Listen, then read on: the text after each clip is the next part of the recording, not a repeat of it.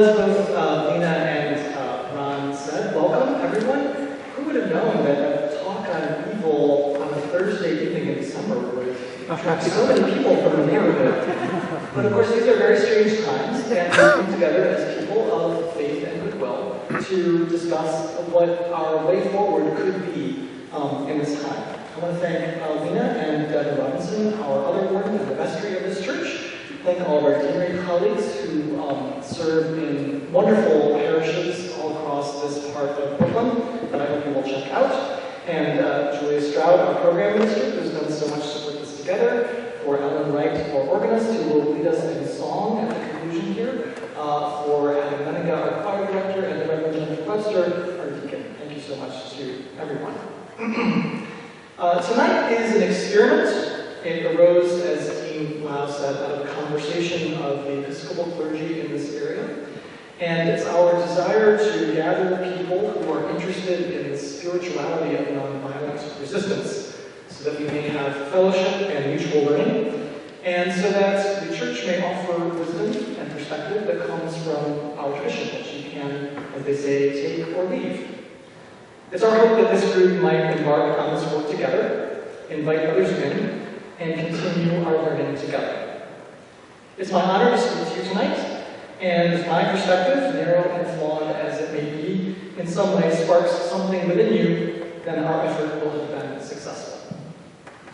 So I'd like to start the evening just with about 2 minutes of silence, which is actually something I was longing for during the campaign. But just to sort of gather our thoughts together and get ready and prepare for this important work.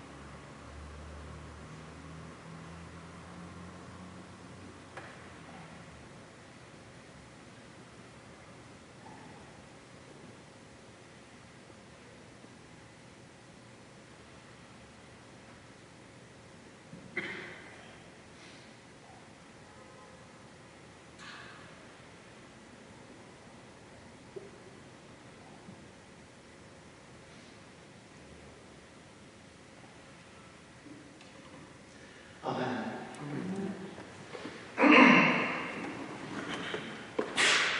If history can be broken into chapters, then we began a new one exactly 1 month ago today.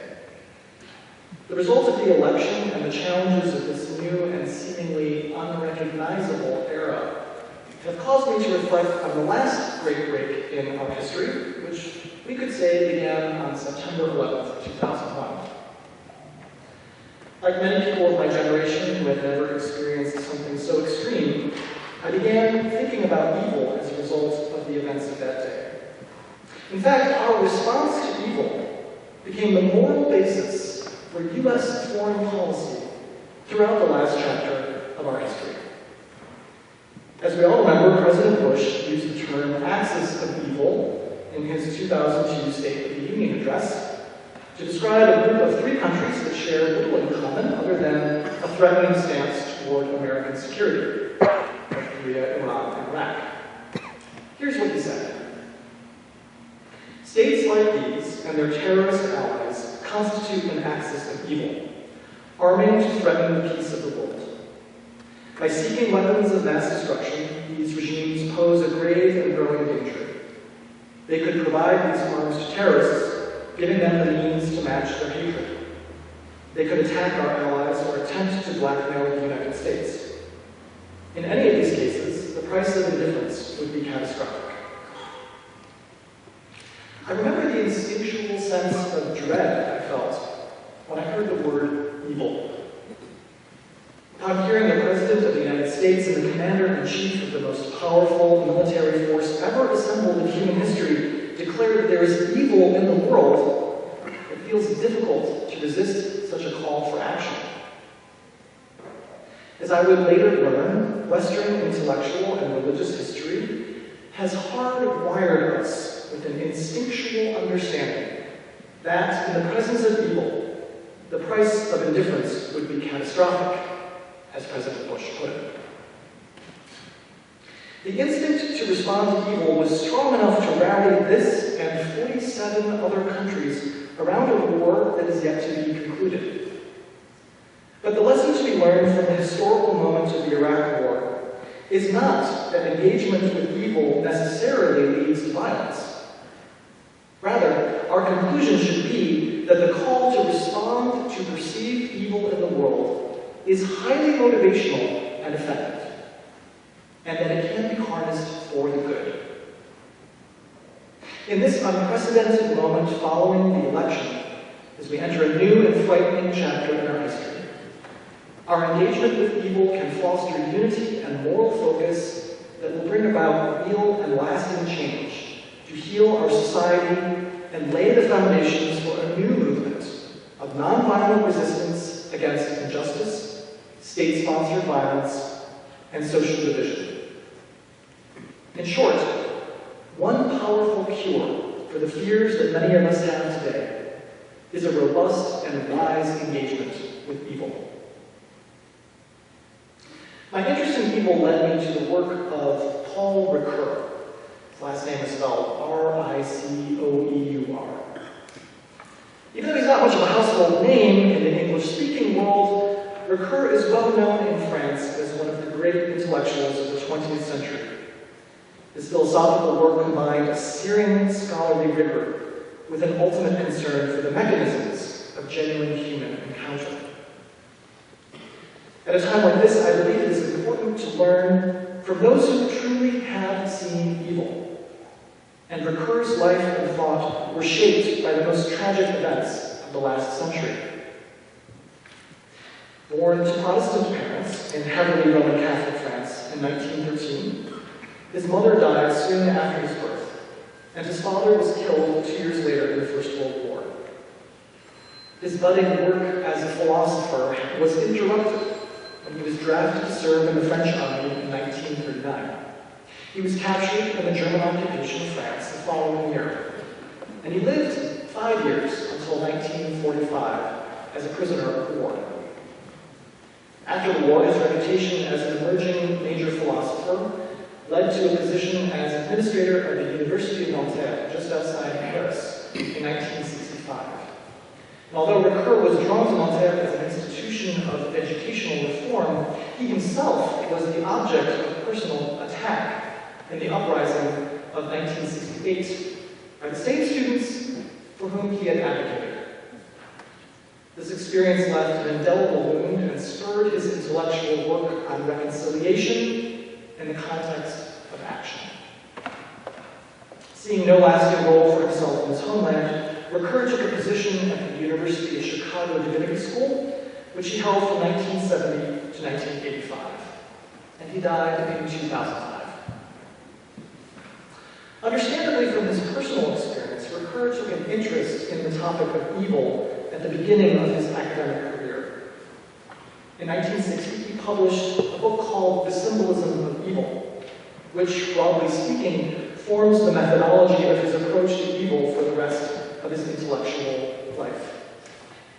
In this volume, Ricoeur sets out a theory of myth and symbol, both of which are the vehicles through which we understand evil. Myth is a grand narrative in which all people can participate. Myths are not false. Rather, they express experienced truths about subjects that cannot be explained by reason alone. According to Ricoeur, myths contain symbols, and these symbols mediate our lived experience with that which is beyond us. Ricoeur concludes the symbolism of evil with this aphorism: the symbol gives rise to thought. This sentence, he writes, says two things. The symbol gives, but what it gives is occasion for thought, something to think about. For For Ricoeur, thought on evil does not begin with thought. It begins with the symbol. This is the reason why Ricoeur never gives a definition of evil. Rather, he encourages us to look at the symbols of evil contained in our myths and accept them as a gift of thought. I see confirmation of Ricoeur's theory in our recent history, the one from the last chapter. The axis of evil speech articulated the myth of how evil entered into our national life. You could say the myth went like this.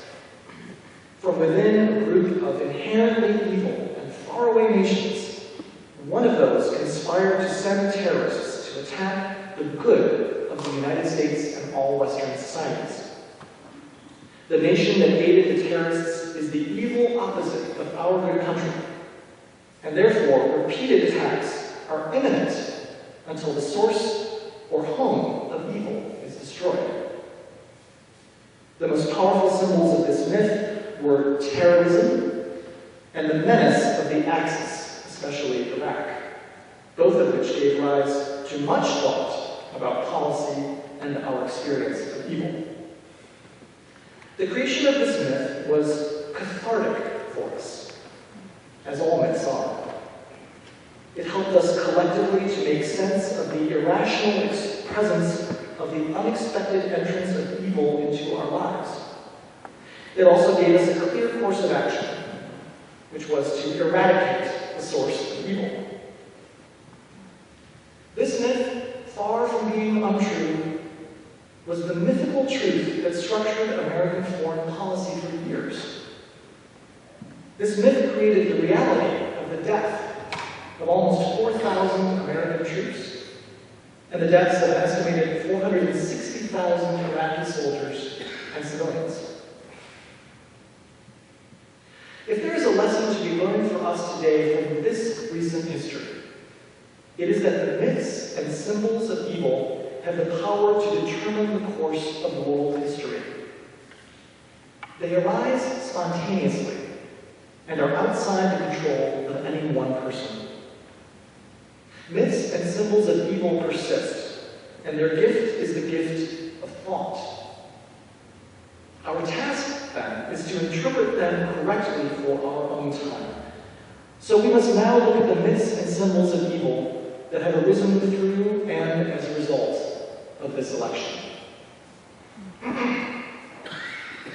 Even as the myths encompassing this election are forming today, the first step of this process is to frame the question properly. At the dedication of the Fond Ricoeur in 2010, French President Nicolas Sarkozy made a philosophical statement of which Ricoeur himself would be proud, and that, I believe, speaks to our current moment. He said, "In asking the question, one already draws the scope of the challenge we face personally and collectively, and the part that can be yours at the crossroads of all knowledge that concerns humanity most directly, and, I would say, most intimately. It is a daunting task." And yes, that is something that the President of France says. They have a different kind of political rhetoric. This Ricoeurian thought can form the beginning of our work today. In other words, as we envision a way forward after the election of 2016, the step that will determine the ultimate effectiveness of the work we will do as individuals and as a society in the years to come is to frame the question properly. Ricoeur identified the problem of framing the question properly with respect to evil in a 1988 essay called The Scandal of Evil. He looks at one of the classical questions about evil in philosophy, unde mal, or from where does evil come? And he asserts that this is the wrong question to ask. When we demand to know the origin of evil, we are demanding to find a source. And once our demand has been fulfilled, we will have a moral obligation to destroy that source so that we can prevent the future suffering it will cause. And yet, as thinkers from Augustine to Immanuel Kant have argued convincingly, knowledge of the origin of evil is beyond the limits of our knowledge. Ricoeur points to the first 12 chapters in the book of Genesis as an example of a myth of the entrance of evil into the world that never asks from where the evil came. Remember the story. God creates the world and human beings. The serpent appears out of nowhere and bears evil and causes great suffering. And yet, the origin of the serpent and the origin of evil are never questioned in those texts. Think also about the central prayer of the Christian tradition. It avoids speculating on the origin of evil while acknowledging the presence of evil, and simply asks God to deliver us from evil.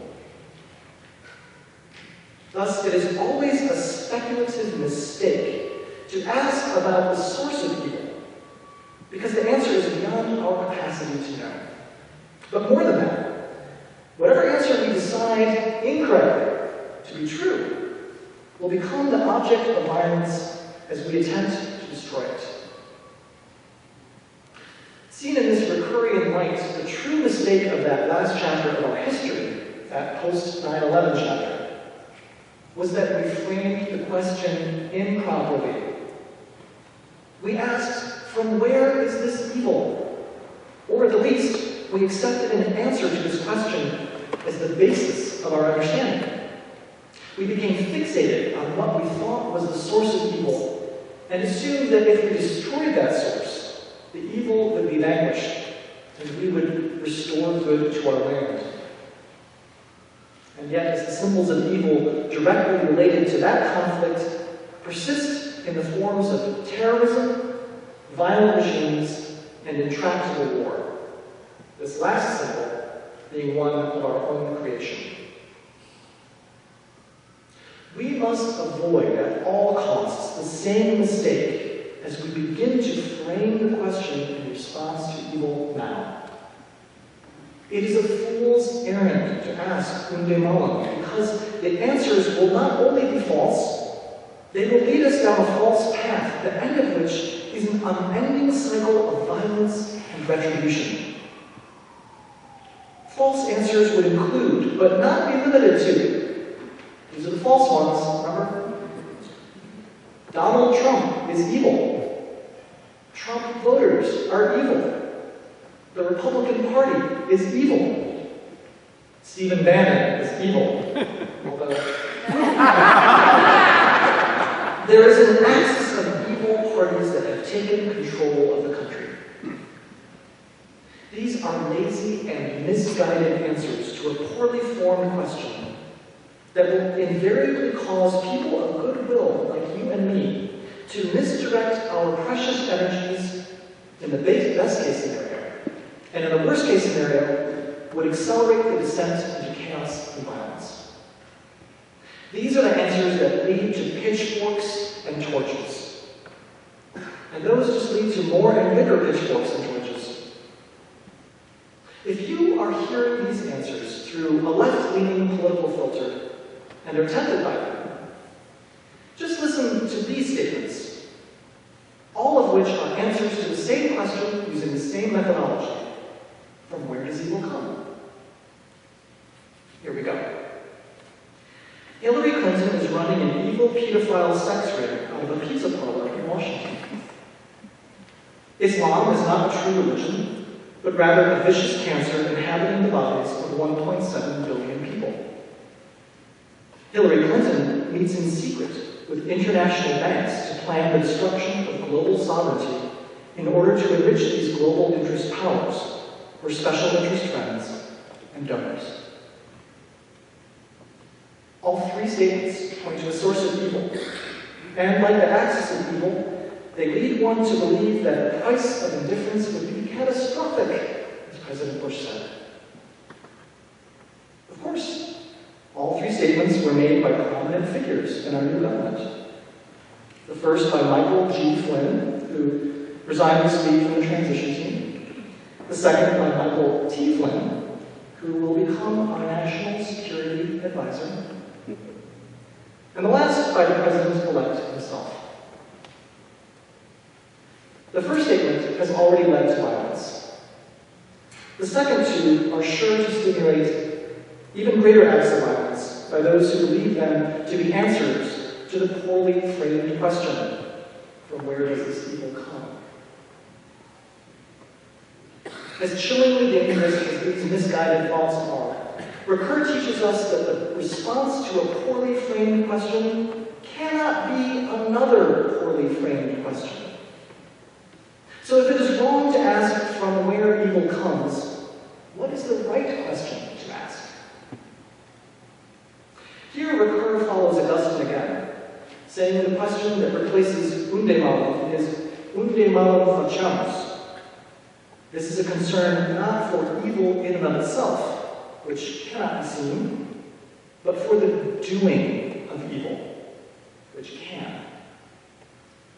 According to Ricoeur, this shift tips the whole problem of evil over into the sphere of action, of the will, of free will, things that we can control.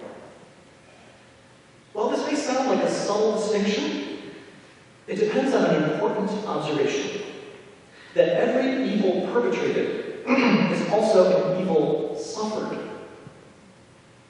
Now, suddenly, an entirely new pathway opens up. We are no longer looking for a solution to evil, which cannot be solved, but rather a response. What will be our response to the doing of evil? How can we respond not to evil perpetrated, but to evil suffered? These are the proper questions to ask, because they are the only questions that will yield an effective and sustainable answer.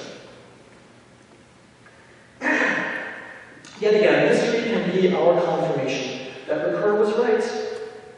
When you think of the great movements of nonviolent resistance that have shaped our world for the better, all of them targeted their efforts at evil deeds and not at a perceived source of evil.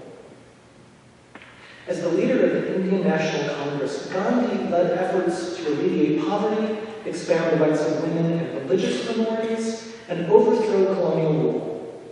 In doing so, he refused to villainize individuals or groups, but rather focused on repairing the evils themselves as they were done. Dr. King, who was greatly influenced by Gandhi, did the same in the American Civil Rights Movement. The same was true of the anti-apartheid movement in South Africa.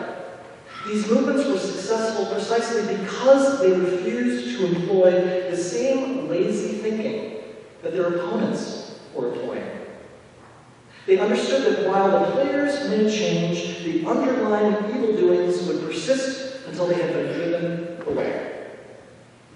They saw evil in deeds and systems and sought to overcome action through action, rather than targeting a perceived source of evil. And in doing so, they brought about good. So let's ask the question, from where is evil being done? Or where do we suspect it will be done? And what will be our response? There is a list of evil doings that have already occurred, or ones that seem imminent, or ones that have been hinted at or promised. It is this list that causes us so much concern. I don't think it's this list that caused us all to gather here tonight. Ricoeur bids us to follow them, and not to speculate from where the evil behind them may lay. Many of us in this room have already experienced these deeds, or are sensitive to the fact that they are beginning. Acts of racial discrimination and hatred. Acts of Islamophobia and anti-Semitism. Intimidation of immigrants or people perceived to be immigrants. Intimidation of LGBT people, which I personally witnessed days after the election in a painful way I'd never seen before. Scapegoating of political opponents. Corruption in government practices, intentional obscuring of facts, selection of officials whose express intent to be in power is to destroy the natural environment. And this one is the one most striking to me. A seeming lack of regard for the peaceful order of the world, and especially for the doctrines that have prevented nuclear war. The list goes on. But notice what the list is. It's a list of acts. Not a list of people, not a list of political candidates, ideologies, or parties. Those are not acts. Likewise, this is a list of evils suffered, not perpetrated, or evils potentially suffered. We can respond to acts with action. Now see what possibilities this kind of list unlocks. My list, in fact, reflects the perspective of someone looking at the world from a thriving urban setting and with a leftist bent, I'll admit. But that doesn't mean it's a closed list. I can easily add evils I don't usually see or experience, but that someone else probably does. Take, for one, the scourge of the opioid addiction epidemic in this country. A study released 2 weeks ago showed a direct correlation between counties with the highest rates of addiction and counties that voted most heavily for Donald Trump, more heavily than expected. And yet few opponents of Mr. Trump would ever consider the prescription pill and heroin crisis in those places or anywhere else to be anything other than a horrible evil. What if those of us unaffected by this evil were to band together to demand justice for its victims, even though we may not be affected by it? What if we organized and reached out in a profound act of love to touch the wounds of this tragedy? Would this act of healing not drive away the dark shadows covering us all the more effectively than righteous indignation aimed at one particular person or a group of people? Here we may be tempted to search for a definition of an evil act as we try to compile a list. But Ricoeur does not offer a definition of evil. He says simply, evil is that which is but should not be, but we cannot say what it is. Certainly, addiction, nuclear war, environmental catastrophe, political violence, that you're really happy to turn out tonight for this tree talk, and hatred of any kind are all things that should not be, yet are. And a myth that incorporated the symbols of all these evils and more would not only be a healing point of catharsis, but also a narrative around which all reasonable people could rally for the sake of finding a way forward. I would like to end with a few thoughts on Ricoeur's own conclusion from his book called Evil, A Challenge to Philosophy and Theology, which was published in 2004, just before the end of his life. Ricoeur writes, in conclusion, I want to emphasize that the problem of evil is not just a speculative problem. It calls for a convergence between thought, action in the moral and political sense, and a spiritual transformation of one's feelings. Here, Ricoeur gives us the three main elements of our response to evil. First, thought. Now is a time to think wisely and deeply. We do not have the luxury of acting before thinking, because thoughtless action will lead to ruin. For Ricoeur, evil exists in something called an aporia, which is a gap or a nothingness. Thought fills that gap and delivers us from evil. We can already see the importance of good thought because it is under assault. The obfuscation of truth which lies with lies that we have seen could be followed up by a systematic dismantling of thought, and isn't that a terrifying prospect? So for those of you with teaching vocations or who are considering teaching vocations, and especially for teachers in public schools and universities, please know you are on the front lines of this struggle, and we are all depending on you. Please do not give up. Remember that the assault on thought is not confined to any one political ideology.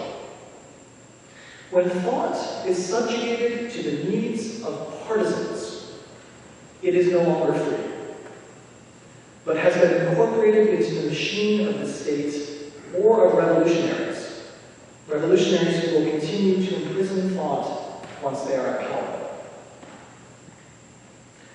Second, action. Action, as Ricoeur says, in the moral and political sense.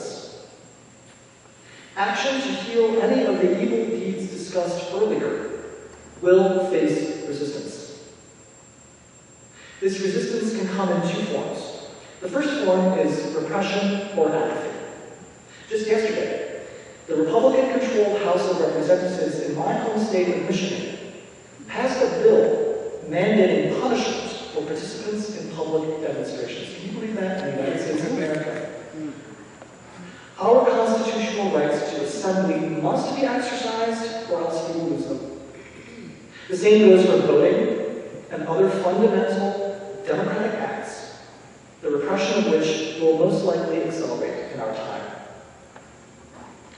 Over time, the constant struggle against the headwinds facing meaningful action grinds down even the most dedicated, leading to apathy. This is yet another reason to organize into groups for mutual support and for the division of labor. The second form of resistance to action, however, is the opposite. It is the temptation to overaction or to wrong action. Frustration and anger can easily lead to violence in the name of righteousness.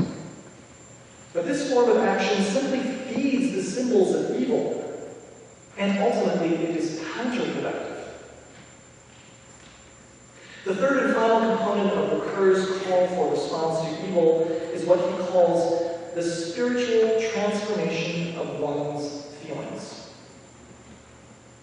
I don't know about you, but this election has activated feelings the depths of which I never knew I had.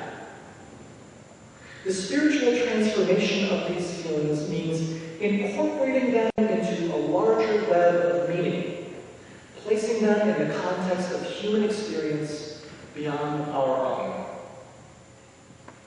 I will never forget how on the Sunday following the election, as the gospel and Jesus' words were read from right there in the middle of the church, there were audible gasps in our congregation. These were the words: "Nation will rise against nation, and kingdom against kingdom. There will be great earthquakes, and in various places famines and plagues. And there will be dreadful portents, and great signs from heaven." And those of you who are here for that remember exactly what that feeling was like. But that's what Ricoeur is talking about when he talks about the spiritualizing of feelings. People felt that those words from ancient times expressed our current moment. And there's something invaluable in this experience. It is anchoring. It fosters unbreakable bonds of community. And it lifts up the brokenhearted even in the most difficult of times. Look at how the symbols of evil feed on feelings that are not transformed spiritually. We have been promised, and I think we should take this promise at face value, that raw feeling by the President-elect will be translated into public policy. We've seen already how unexamined and unmediated feelings of need for personal validation can lead a president-elect to shred decades of meticulous diplomacy by accepting a congratulatory phone call. The same raw feeling and emotion can take hold of any person or group of people. And without Ricoeur's concept of the spiritual transformation of feeling, this feeling can become unwitting fuel for the symbols of evil. The surest way to take your feelings and transform them into tools in the struggle against evil is to place them in the context of spirit.